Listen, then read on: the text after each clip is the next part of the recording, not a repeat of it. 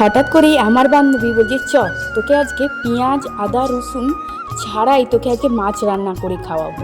আমি তো প্রথমে একটু অবাকই হয়ে গেছিলাম। আমি বলছি, পেঁয়াজ আদা রসুন ছাড়াও কি রান্না হয়? তখন বলছে, হ্যাঁ রে হয়। তাও আবার মাছ? বলছে হ্যাঁ। বলছে আমি করতে পারলে কিন্তু আমাকে 1000 টাকা দিতে হবে। আমি তার সঙ্গে চ্যালেঞ্জটা নিয়েই নিলাম। চলো রেসিপিটা তোমাদের সঙ্গে শেয়ার করি। প্রথমেই কড়াইতে দিয়ে দিয়েছে তেল, তার সঙ্গে 5 ফোড়ন আর শুকনো লঙ্কা। তারপরে দিয়েছে সর্ষেটাকে ভালো করে বেটে নিয়েছিল। তারপরে যেই বাটিতে দিয়েছিল প্রায় 1 বাটি মতো জল, তার উপরে হলুদ লঙ্কা গুঁড়ো দিয়ে ভালো করে নাড়াচাড়া করে বেশ কিছুক্ষণ ফুটিয়ে নেওয়া হবে। যতক্ষণ না ফুটছে ততক্ষণ এইভাবেই রাখতে হবে।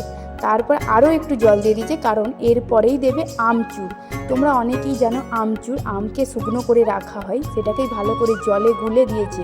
সেটাও কিছুক্ষণ দেওয়ার পরে বেশ কিছুক্ষণ ফুটবে। তো আমি বলছি, এটাও কি রেসিপি হয়? বলছি হ্যাঁ রে হয়।